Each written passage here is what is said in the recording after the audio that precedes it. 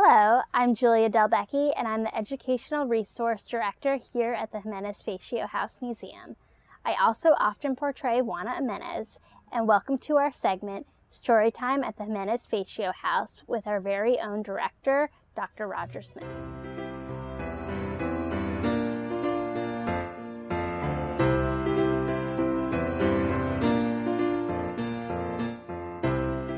Hello, how are you all doing today? Today we're going to do a story that's kind of unique in the sense that it actually shows two different times of the year. It's written as a New Year's Eve story, so a December 31st story is when the story takes place, but it's about trees, and which makes it more of an Arbor Day story, but Arbor Day is not until May. And we already have two stories in May. So that would make it three. So why don't we do this? We're going to read a story that might seem more like Arbor Day, but it takes place on New Year's Eve. So happy New Year's Eve to everybody. We call this story The Legend. The snow was falling in Gwenfiddletown. Drifts were as high as the trees. So all of the people were staying inside, avoiding a cold or the sneeze. Some squirrels were leaping from treetops and limbs to check for a last-minute meal. A family of bears was asleep in their cave, all snoring with gusto and zeal. The valley was quiet and peaceful tonight, like something you see on a stamp. But one boy was hurrying all through the house and almost knocked over a lamp. Little Tom Smalley was holding a bundle while fighting a fresh set of tears. He found a small blanket to keep his prize warm and dared not admit any fears. With bundle all snug, he left the warm house and journeyed out into the cold. He used his own body to shield from the wind. This youngster was really quite bold. He jumped on his sled and rode down the hill in search of that one certain friend, a friend who he knew that could fix what was wrong and care for what needed to mend. He knocked on the door of Rhonda the Ranger, the lady who plants all the trees. "I think she's real sick," he said, stepping in. "I'd like you to make her well, please." She wiped off a tear that was on the boy's cheek and took the small bundle with care. Unwrapping it gently to see what was wrong, she found a small sapling was there. "Oh, you poor dear thing," she said to the tree. "This weather has made you so ill. You're not near as big as you ought to be now. You need a nice, warm, sunny hill." She looked at the boy who was hopeful but scared and gave him a comforting hug. "You've made me so proud," she said to the lad. "Let's sit over here on the rug."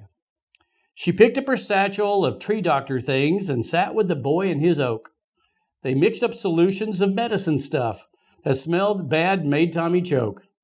She pasted some goop on the base of the sprout, then placed it in soil in a pot. They gave it some water to nourish its roots, but careful it wasn't a lot. For too much water can harm a tree too. You have to have just the right measure. A tree that's been cared for with love and concern becomes a most wonderful treasure. In Gwenfiddletown, they take pride in their trees. They feel they're the essence of life. It's nothing religious, so make no mistake, they won't replace kids or your wife. But trees give us shade on a hot summer day and shelter us from a cold breeze. They give us adventure when climbing their limbs. Oh, where would we be without trees? They're home to the animals, little or big, and food for the ones who eat leaves. There's nothing more honored or noble on earth. Oh, at least that's what this town believes. And if it's done proper with care and respect, the trees can supply a great need. They give us the wood to make fences and homes and paper to write on and read.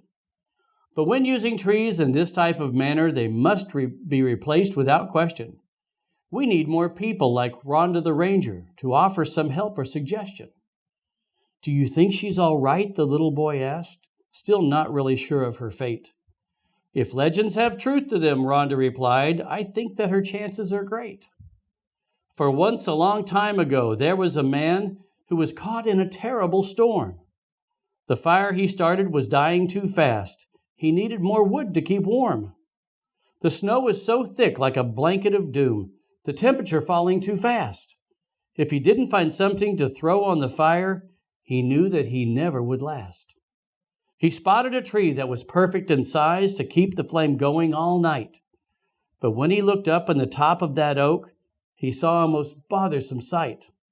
A chickadee nest was tucked in her limbs, secure from the cold winter chill. How could he possibly cut down the tree that served as their home on the hill? He couldn't take time to search for another. His body was getting too cold. When off to the left, he looked back and did see a sight much more precious than gold. A small, tiny tree that was covered with snow stood in a circle of moonlight. It wasn't too strong in a sturdy type way. In fact, it was sort of cartoon-like. The man reached up and removed the small nest, careful but still in a hurry. He noticed the birds felt secure in the move and didn't fly off in a scurry. He placed the small nest in the tiny, frail limbs. "I know you're not much," the man spoke, "but be what you can and you'll grow big and strong." Then he turned to cut down the old oak. When morning time came, the flames were still hot. The man owed his life to that tree.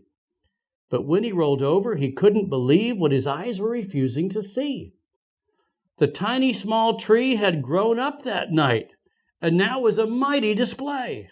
It stood 50 feet with a trunk like a house. Its limbs stuck out every which way.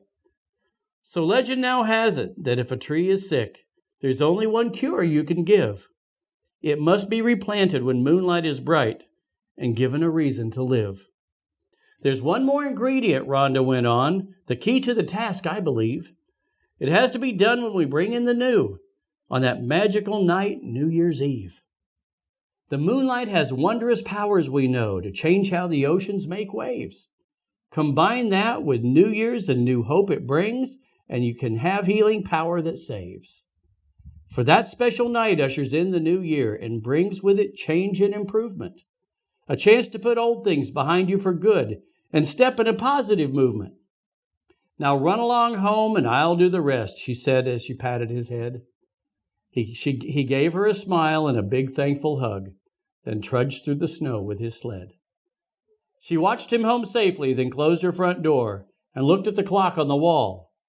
She told him the legend to make him feel good, but she didn't believe it at all. "Oh, what will it hurt?" she fussed at herself. "It's not like it's really so hard." So she put on her jacket and mittens and boots and took the tree out to the yard. She took a small shovel from out of her shed and dug a small hole in the ground. She planted it firmly and stood it up straight and packed in the dirt all around. "This little boy loves you," she said to the tree. "He really would like to believe. So spread out your branches and grow big and tall, and bless us this cold New Year's Eve." She went in the house feeling tired but good, then climbed up the stairs to her room. She looked out her window and winked at the stars, then dreamed of spring flowers in bloom. When morning time came, she could hear children playing, and thought to herself, turning over, "I'll have to get curtains so they can't see in, perhaps with a pattern of clover. But how can they see me? I'm 2 stories up. They must have climbed up that big tree." Then she sat up and yelled, "I don't have a big tree," then ran to the window to see. For out in the yard there had grown a great tree, which children now climbed with delight. "Ah, great happy New Year's," Tom Smalley called out. "Rhonda, the legend was right." The weak little sapling was now a great oak, with limbs strong and sturdy and thick.